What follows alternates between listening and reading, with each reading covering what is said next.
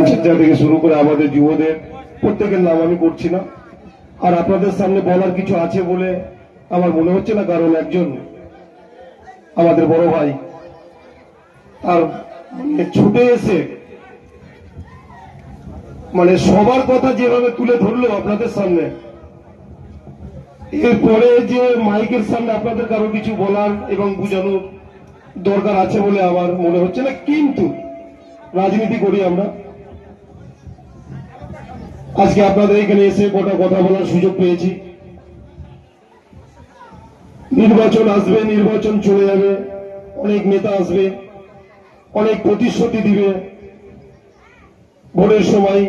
এগুলো তো আমাদের খুব জানা, এগুলো অজানার কিছু নয়। শুধু অজানা হচ্ছে আমাদের এটাই যে আপনাদেরকে কিন্তু সজাগ থাকতে হবে।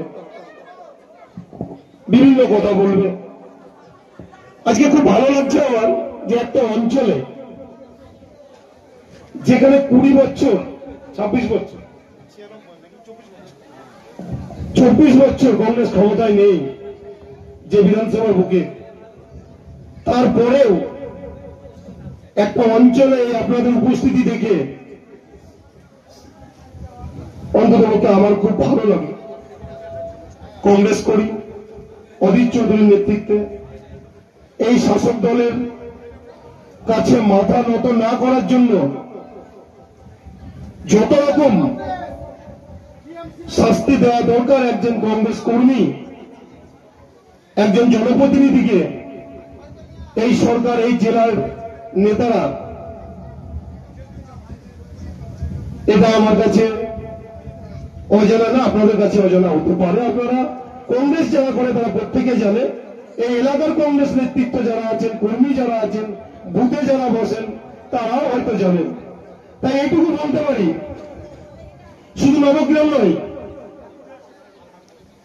অধীর চৌধুরীর নেতৃত্বে মুর্শিদাবাদ জেলায় প্রতিটা অঞ্চলে মহিলা কংগ্রেস, ছাত্র, যুব ব্লক নেতৃত্ব উদ্যোগে এই যে আমরা শুরু করেছি মানুষের অধিকারের জন্য লড়াই, এই লড়াই আমাদের চলবে।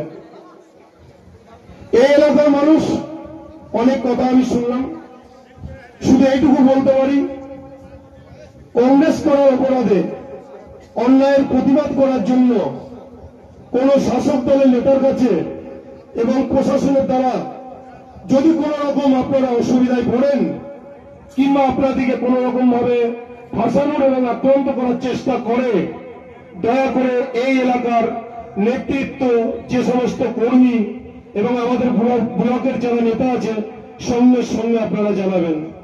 শুধু এইটুকু বলতে পারি, অনেক হয়ে গেছে। এই মুর্শিদাবাদ জেলায় লুটে খেতে আমরা দেব না, দেব না তো দেব না। আমার কথা যদি এই এলাকার শাসক নেতা যারা আছেন যদি শুনে থাকেন, আর যদি শুনতে পান, তো এটা জেনে রাখেন, বলেছি মানে বলেছি, বলেছি মানে বলেছি। একটুকু অন্যায় সহ্য করবো না আমরা। শুধু সরকার আপনাদের সজাগ, সচেতন, আপনাদের সমর্থন। ভেবে দেখুন, বলছিল পূর্ব বক্তা যে কংগ্রেস আমলে কি হয়েছিল, কংগ্রেস কি করেছিল। সারা দেশের কথা ছেড়ে দেন, এই জেলার মানুষ আপনারা যখন অধীর চৌধুরীকে আপনারা এই নবগ্রাম থেকে 96 সালে জিতিয়ে বাড়িয়েছিলেন এই বাংলার বিধানসভায়, ঠিক তারপরে পরেই এই জেলার মানুষ মুর্শিদাবাদ জেলা পরিষদ আপনারা তুলে দিয়েছিলেন। অনেক আমার সিনিয়র চাচারা এখানে আছেন, অনেক সিনিয়র নেতৃত্ব আছেন। সেই দিনের জেলা পরিষদ আপনাদের তুলে দেওয়ার পর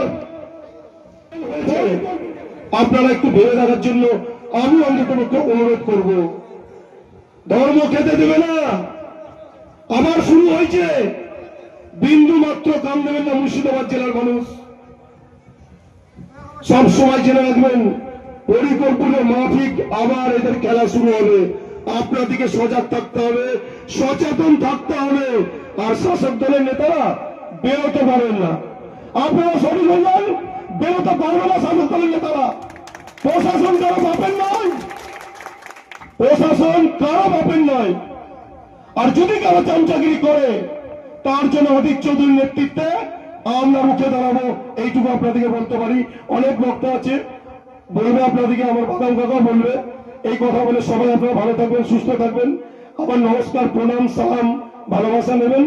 আমার সংক্ষিপ্ত বক্তব্য আমি এখানেই শেষ করছি। জয় হিন্দ, বন্দে মাতরম। অধীর চৌধুরী জিন্দাবাদ, নবগ্রাম ব্লক কংগ্রেস জিন্দাবাদ।